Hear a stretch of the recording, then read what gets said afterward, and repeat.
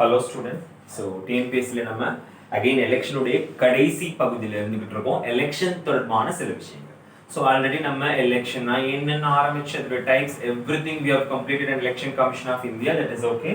And finally we also have dealt with Rajya Sabha election எப்படி நடக்குது and வந்து இது சில விஷயங்கள் எல்லாமே நம்ம பார்த்தோம். அதாவது எலக்ட்ரல் ரீஃபார்ம்ஸ் பற்றி பார்த்தோம் அண்ட் ஆன்டி டிஃபெக்ஷன் லா பற்றியும் பார்த்தோம். கட்சி தாவல் தடிச்சு இப்ப அடுத்ததா பாத்தீங்கன்னா இப்ப இந்த ராஜ்யசபா மெத்தட்ல எப்படி ஓட்டிங் பண்றாங்க அப்படின்னு சொல்லி பார்த்தோம். அந்த ஓட்டிங் பாத்தீங்கன்னா மாற்றக்கூடிய வாக்குமுறை, அதாவது டிரான்ஸ்ஃபரபிள் ஓட்டிங் சிஸ்டம் அப்படின்னு சொல்றாங்க.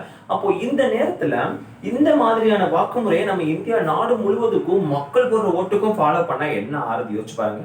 ஒருத்தவங்களுக்கு இவ்வளவு ஓட்டுன்னு ஃபிக்ஸ் பண்ணி அந்த கால்குலேஷன் பண்ணி இவ்வளவு ஓட்டு போட்டு அது வந்து ஒருவேளை ப்ரியாரிட்டி கொடுத்து அந்த ப்ரியாரிட்டியில ஃபர்ஸ்ட் மெம்பர் வாங்கலைன்னா அந்த ஓட்டை ரெண்டாவது மெம்பருக்கு மாத்துறதுங்கிறது ஒரு 50 லட்சம் 10 லட்சம் 5 லட்சம் இருக்கக்கூடிய சின்ன சின்ன நாடுகள்ல வேணா அது சாத்தியமாக்கலாம்.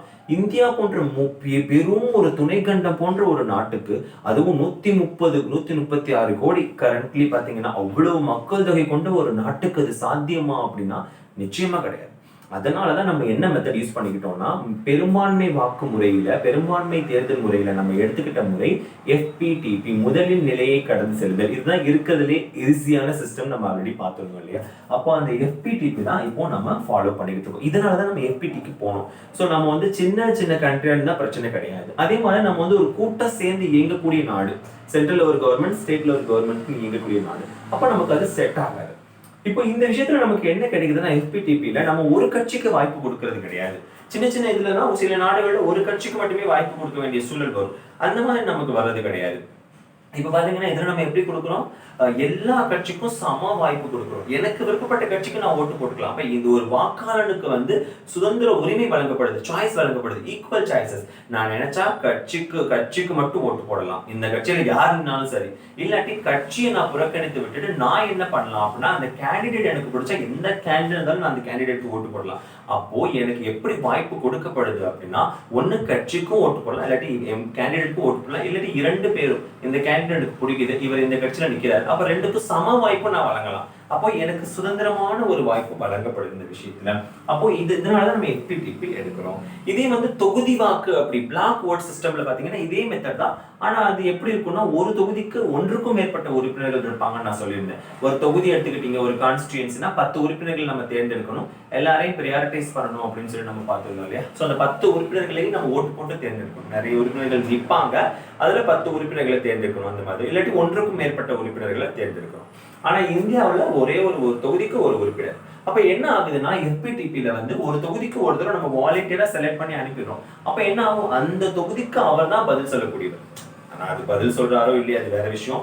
5 வருஷத்துக்கு அப்புறம் வந்து மறுபடியும் ஓட்டு கேட்க வரும்போது at least he has to answer இல்ல, she has to answer இல்ல. அப்ப ஏதாவது ஒரு விஷயம் மக்கள் மாத்திரலாம்ல, அவங்க வேண்டாம்னு நினைச்சா மாத்திரலாம் இல்லையா? அப்படிங்கிற ஒரு வாய்ப்பு கொடுக்கப்படுது. நம்ம மாத்த மாட்டேங்கிறோம், அது வேற விஷயம். இதுதான் வந்து முக்கியமான ஒரு சிறப்பம்சம் FPTPல. இதே ப்ரொபோர்ஷனல் ரெப்ரசன்டேஷன்ல பாத்தீங்கன்னா, கட்சியை வந்து ஒரு கட்சியை குறிப்பா தேர்ந்தெடுப்போம். ஓகேவா? சோ அந்த ஒரு கட்சியை குறிப்பா தேர்ந்தெடுத்துட்டு அப்ப என்ன நடக்கும் அப்படின்னா, 1 மினிட். ஓகே, சோ அப்போ வந்து நமக்கு என்ன நடக்குதுன்னா, ஏதோ ஒரு கட்சியை தேர்ந்தெடுத்து விட்டுறோம். அந்த கட்சி தான் வந்து ஒவ்வொரு தொகுதிக்குமான வேட்பாளர்களை வந்து பிரதிநிதிகளை நியமிச்சுக்கும், அதுவாவே நியமிச்சுக்கும். அப்ப அந்த வேட்பாளர்கள் நமக்கு பொறுப்புடையவர்களா இருப்பாங்களா? இருக்க மாட்டாங்க. இந்த மாதிரியான சில நெகட்டிவ் இருக்கிறதுனால அந்த மெத்தட்ஸ் எல்லாம் நம்ம ஃபாலோ பண்ணல. நம்ம முதலில் நிலையை கடந்து செல்லுதல், ஃபர்ஸ்ட் பாஸ் த போஸ்ட் அப்படிங்கிற மெத்தடை நம்ம ஃபாலோ பண்ணிக்கிட்டோம். ஸோ ஏன் இந்த மெத்தடுக்கு வந்தோம்னு தெரியும். இதுக்கப்புறம் நம்மளுடைய நாடாளுமன்றத்தில் பார்த்தீங்கன்னா, சட்டமன்றத்தில் ஓப்பன் அண்ட் சீக்ரெட் பலாட்ஸ், திறந்த வாக்குமுறை அல்லது இது ரகசிய வாக்கெடுப்பு அப்படின்னு சொல்லி நம்ம ஃபாலோ பண்ணிட்டு இருக்கோம். ஓப்பன் பலாட்ல திறந்த வாக்குமுறையில் எப்படின்னா கை தூக்குவாங்க, யாருக்கெல்லாம் ஓகே அப்படின்னா கை தூக்கணும் நம்ம, ஓகேவா? இதே சீக்ரெட் பலாட்ல பாத்தீங்கன்னா ரகசியமா வாக்குச்சீட்டுலயோ இல்ல வந்து நம்ம இது எலக்ட்ரானிக் ஓட்டிங் மிஷின்லயோ நம்ம வந்து பதிவு பண்ற மாதிரி இருக்கும். ஓகே, சோ இதெல்லாமே வந்து எப்படி எலெக்ஷன்ஸ் அப்படின்னு சொல்லி எந்த மெத்தட் நம்ம போகணும், என்னென்ன மாதிரி இருக்கு, இதெல்லாம் நம்ம பார்த்தோம். Finally we are going to state funding of election, அரசின் நிதி உதவியுடன் கூடிய தேர்தல்கள். முதல்ல பாத்தீங்கன்னா 1998ல இந்திரஜித் குப்தா தலைமையிலான ஒரு கமிட்டி தான் இது சம்பந்தமா விசாரிக்கிறதுக்காக, இன்வெஸ்டிகேட் பண்ணி நமக்கு ரிசல்ட் கொடுக்கிறதுக்காக ஒரு கமிட்டி அமைக்கப்படுது. ஓகே, இப்போ இந்த கமிட்டியினுடைய ஸ்பெஷல் கேசஸ் என்ன, ஏன் இந்த கமிட்டி உருவாக்கக்கூடிய நோக்கம் வந்துச்சு அப்படின்னா, முன்னாடி எல்லாம் பாத்தீங்கன்னா ஒரு அரசியல் கட்சி வேட்பாளர்கள் நிக்கிறாங்கன்னா அந்த அரசியல் கட்சிக்கு தனியார் நிறுவனங்கள் நிதி அளிக்கும். ஒரு சுயேட்சை வேட்பாளர் நிக்கிறன்னா தனியார் நிறுவனங்கள் நிதி அளிக்கும். அப்ப இதனால என்ன ஆகுது? அப்போ தனியார் நிறுவனங்கள் நிதி அளிக்கும் போது அவருடைய கை ஓங்குது. அப்போ இது வந்து பொருளாதார சமமின்மை, எக்கனாமிக்கல் இன்இக்வாலிட்டிஸை உருவாக்குறதோட மட்டுமல்லாம அந்த நபர் ஜெயிக்கும் போது அரசியல்லையுமே வந்து நிலையற்ற தன்மை, சமமற்ற தன்மை, சமத்துவமின்மையை உருவாக்குது. பொலிட்டிக்கல் இன்இக்வாலிட்டிஸ் அப்படின்னு சொல்லுவாங்க. இந்த காரணங்கள் எல்லாத்தையும் தவிர்க்கணும். ஊழல் புரையோடு கூடிய வழிவகையா மாறுது. அப்ப அந்த குறிப்பிட்ட தனியார் நிறுவனங்களுக்கு சாதகமா அந்த அரசியல் கட்சிகள் செயல்படக்கூடிய வாய்ப்பும் ஏற்படுது. இதெல்லாம் தடுக்கிறதுக்காக தான் அரசே நிதி உதவி பண்ணி எலெக்ஷனை நடத்தணும் அப்படிங்கிற சிஸ்டமை கொண்டு வந்தாங்க. அப்படி பார்க்கும்போது பாத்தீங்கன்னா முதல்ல இந்த கமிட்டிக்கு முழு அதிகாரம் கொடுக்குறாங்க. என்டையர் நீதித்துறை அதிகாரங்கள் அதுக்கப்புறம் அரசியலமைப்பு அதிகாரங்கள் கொடுத்து நீங்க மக்களுக்கு சாதகமான வகையில, பொதுமக்களுக்கு எந்த பாதகமும் ஏற்படாத வகையில சில முடிவுகளை தரணும்னு சொல்லி இவங்களுக்கான அதிகாரம் கொடுத்து இந்திரஜித் குப்தா கமிட்டி 98ல அமைக்கப்படுது. இந்த கமிட்டி பாத்தீங்கன்னா ரிவ்யூ பண்ணி சில விஷயங்களை ப்ரப்போஸ் பண்ணுது. ஃபர்ஸ்ட் திங் என்ன அப்படின்னா இந்த கமிட்டி சொல்றதுல, அதாவது இண்டிபெண்டன்ட் கேண்டிடேட் சுயேட்சை வேட்பாளர்களுக்கு வந்து அரசின் நிதியுதவி கிடையாது. சோ சுயேட்சை வேட்பாளர்களுக்கு அரசு நிதி உதவி கிடையாது. ஒன்னு. இன்னொன்னு என்ன அப்படின்னா, மாநில மற்றும் மத்திய அரசு கட்சிகளுக்கு, அதாவது மாநில அல்லது மத்திய கட்சிகளுக்கு மட்டும்தான், தேசிய கட்சிகளுக்கு மட்டும், அதுவும் தேர்தல் ஆணையம் அங்கீகரிச்சிருக்கணும், ஒரு சின்னம் இருக்கணும் அவங்களுக்கு மட்டும் குறுகிய காலத்துக்கு வந்து தேர்தல் செலவை பொருட்டு நிதி உதவி அளிக்கப்படும். இப்ப நான் ஒரு கட்சி சார்பா நிக்கிறேன், அந்த கட்சி வந்து மாநில கட்சியா அங்கீகரிக்கப்பட்ட ஒன்று அப்படின்னா அந்த கட்சியிலிருந்து எனக்கு வந்து அப்ப தேர்தல் ஆணையம் கவர்மெண்ட் என்ன பண்ணும், எனக்கு நிதி உதவி கொடுக்கும்.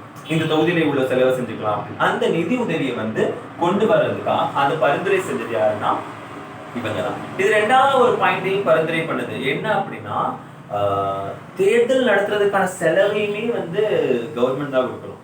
அதுவும் எப்படின்னா, ஒரு வருஷத்துக்கு வந்து 600 கோடி மத்திய அரசு கொடுக்கணும்.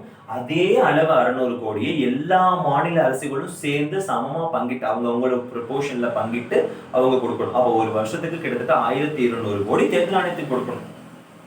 மத்திய அரசு 600 கோடி, மாநில அரசு 600 கோடி, எல்லா மாநில அரசுகளும் சேர்ந்து. ஓகேவா?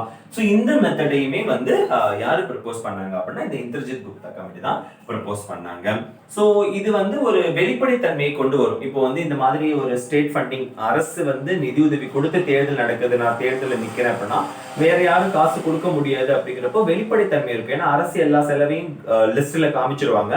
அப்ப எல்லாருக்கும் அது தெரியக்கூடிய சுச்சுவேஷனா மாறிடும். அப்ப அதுல ஒரு வெளிப்படைத்தன்மை இருக்கும். இதே தனியார் கட்சிகள் கொடுத்தாங்கன்னா எப்படி பணம் வந்துச்சுன்னு தெரியாது, எப்படி போகுதுன்னு தெரியாது. அதுக்காக இப்போ குறைகள் எல்லாம் இல்லையானா அது பின்னாடி. பட் நம்மளுடைய அரசியலமைப்புல இப்பெல்லாம் இருக்குங்கிறத நம்ம தெரிஞ்சுக்கணும். ஓகே. அதுக்கப்புறம் பாத்தீங்கன்னா இளைஞர்களுடைய பங்கு. இளைஞர்கள் ஏன் அரசியலுக்கு வரணும்னு சொல்றாங்க? ஒரு சிம்பிள் முதல் காரணம் என்னன்னா, இப்பெல்லாம் பாத்தீங்கன்னா 18 வயசுலயே நம்ம எல்லாம் போய் ரெஜிஸ்டர் பண்ணி ஓட்டிங் ரைட்ஸை வாங்கிடுறோம். அப்ப நம்ம வந்து சின்ன வயசுலயே நமக்கு ஓட்டு போடக்கூடிய வாய்ப்பு கிடைக்குது. அந்த காலத்துல அப்படி கிடையாது. ரொம்ப வருஷத்துக்கு ஆனதுக்கு அப்புறம் கூட ஓட்டிங் லிஸ்ட்ல சேர்ந்திருக்காங்க. இன்னி வரைக்கும் ஓட்டிங் லிஸ்ட்ல இல்லாதவங்களும் இருக்காங்க. அப்போ நம்ம 18 வயசுலயே ஓட் போடக்கூடிய வாய்ப்பு கிடைக்குது. நிறைய நம்பர் ஆஃப் டைம்ஸ் நம்ம ஓட் போடுறோம். பல அரசுகளை தேர்ந்தெடுக்கக்கூடிய வாய்ப்பு கிடைக்குது.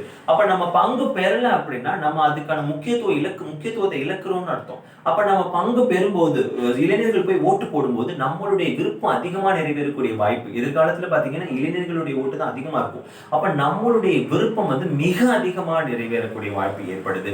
இது வந்து அதனாலதான் இளைஞர்கள் பங்கு பெறணும்னு சொல்றாங்க. அதே மாதிரி இளைஞர்கள் என்ன நினைக்கிறாங்களோ அதை உருவாக்கக்கூடிய சக்தியாகவும் மாற முடியும் இந்த மாதிரி தேர்தலில் பங்கு பெறுவதன் மூலமாக.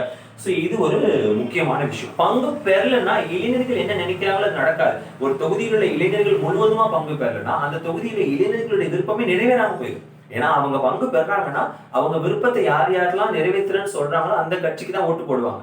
அப்ப அந்த கட்சி ஆட்சிக்கு வரக்கூடிய வாய்ப்பு குறைஞ்சிடும். அப்படிங்கிறப்ப இளைஞர்களுடைய விருப்பமும் நிறைவேறாம போயிடும் அவங்க ஓட்டு போடலன்னா. அதனால யங்ஸ்டர்ஸ் வந்து அழைச்சு ஓட்டு போடணும் அப்படின்னு சொல்றது ஒரு ரீசனும் இதனாலதான். Okay. So up to this உங்களுடைய பேசிக்ஸ் எல்லாம் over. And finally NOTA system already நம்ம பார்த்துட்டோம். நோட்டானா என்ன, எப்ப இன்ட்ரோடியூஸ் பண்ணாங்க எல்லாம் பார்த்தாச்சு.